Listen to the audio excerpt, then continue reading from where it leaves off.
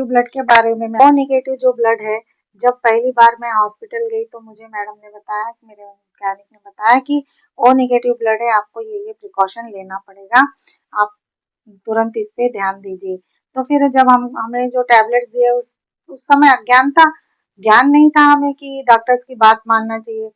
Just शुरुआत में जब गोलियां दिए तो अब तो सच्चाई बतानी ही पड़ेगी सबको, मैं गोली नहीं खाती थी बराबर। तो कुछ दिन तक मैंने गोली नहीं खाई, जिस वजह से मुझे बहुत सारे प्रॉब्लम हो गए। मेरी बीपी इतनी बढ़ गई कि पूछो मत।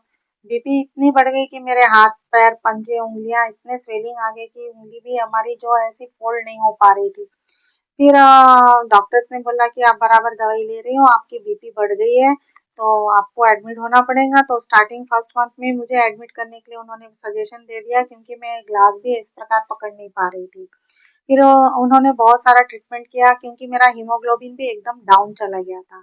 तो इसीलिए मैंने उस दिन इसके पहले वाले एक वीडियो में बताया था कि ब्लड ग्रुप के बारे में थोड़ी जानकारी रखिए, क्योंकि मुझे उतना मार्गदर्शन देने वाले कोई नहीं थे और मुझे भी उतना पता नहीं था कि इस प्रकार से करना है। क्योंकि मुझे तो बस ये लगता था कि गोलियां तो कड़वी है, वो गिटकना अच्छा नहीं लगता, और गोली गिटकने की कोशिश की तो उल्टी हो जाती है, तो फिर हम क्या करेंगे। इस वजह से मैंने लापरवाही की, जिसके वजह से मेरा बीपी इतना हाई बढ़ गया और मेरे पूरे बॉडी में स्वेलिंग आ गया कि मैं ब्रश भी नहीं कर पाती थी, ग्लास भी नहीं पकड़ पाती थी, और उसमें ही हीमोग्लोबिन मेरा एकदम डाउन होके 6 से भी कम हो गया, जिसका ट्रीटमेंट मुझे फिर लास्ट तक लेना पड़ा। डेली 2 इंजेक्शन सुबह शाम बड़े बड़े इंजेक्शन लगते थे, और टैबलेट्स बढ़ गए और एडमिट होना पड़ा। इसलिए ब्लड के बारे में मैंने उस दिन बताया था। और ये ब्लड जो है नेगेटिव ब्लड जो होता है वो हमें अवेलेबल भी जल्दी नहीं मिलता अगर हमें ब्लड की जरूरत है।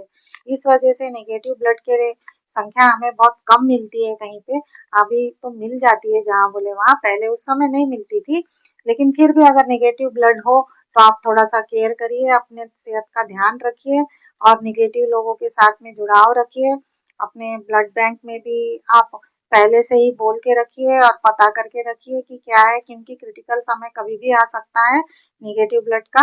और हमें जब बेबी होता है तो फिर उसके ऊपर भी प्रभाव पड़ता है, और बहुत सारी दवाइयाँ हमें लेनी पड़ती है। मुझे टोटली बहुत ज़्यादा दवाइयाँ चली, और उसके बाद में मुझे बहुत सारी उस प्रॉब्लम को भी झेलना पड़ा, दवाइयों का भी मुझे साइड इफेक्ट्स हुआ। लेकिन हमारे गायनिक लोग बहुत अच्छे थे, उन्होंने मेरा बहुत अच्छे से केयर किया। उन्होंने फिर बाद में सजेशन दिया, मुझे अच्छी तरह से जानकारी दी, और मैंने उनकी बातों को फॉलो किया। इस तरह से मेरा ट्रीटमेंट अच्छा हुआ। आज भी वो गायनिक लोग जब मिलते हैं तो मैं उन्हें बहुत आभार मानती हूँ, क्योंकि वो 86 के ज़माना था, तो 87 का उस समय वो मैडम लोग का भी स्टार्टिंग ही था। वहाँ पे जब उन लोग हमारे हॉस्पिटल में ज्वाइन हुए, उनका नेगेटिव ब्लड का पहला ही केस था, वो भी मेरा था। तो उन्होंने सब ग्रुप ने मिलके मेरे साथ में अच्छा व्यवहार किया और मुझे बहुत अच्छी से ट्रीट करके मेरे क्रिटिकल कंडीशन से मुझे बाहर निकाला, और उसके बाद में मुझे संभलने के लिए टाइम लगा। इसके बाद में जब ये जो प्रॉब्लम आई, इसके बाद में स्पाइनल में प्रॉब्लम आ गई, उसका मुझे बहुत लंबा चौड़ा ट्रीटमेंट करना पड़ा। उसके लिए मुझे डेली अल्टरनेट इंजेक्शन लेने पड़े। ऐसे बहुत सारे प्रॉब्लम आ गए। इसलिए हम लोग हमारे सेहत से बहुत लापरवाही ना करें। टाइम नहीं भी मिला तो अपने सेहत का बराबर ध्यान रखिए।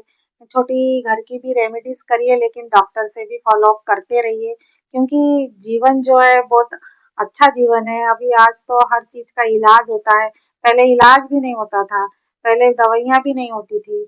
हाँ, अब तो अच्छी अच्छी दवाइयाँ भी आ गई, और अच्छे अच्छे से ट्रीटमेंट भी है, जो कि डॉक्टर्स को अपन बताने पर है। उन लोग भी से पूरी बात बताने से डॉक्टर्स को भी इजी जाता है ट्रीटमेंट देने के लिए। और डॉक्टर्स बहुत अच्छी तरह से हमें जानकारी देते हैं, उनकी बातों को हम ये माइनस इसमें नहीं लेना चाहिए, माइनस वे में नहीं लेना चाहिए। हमें कोई क्वेश्चन है तो हम उन्हें पूछना चाहिए कि हमें क्या प्रॉब्लम है क्या नहीं है।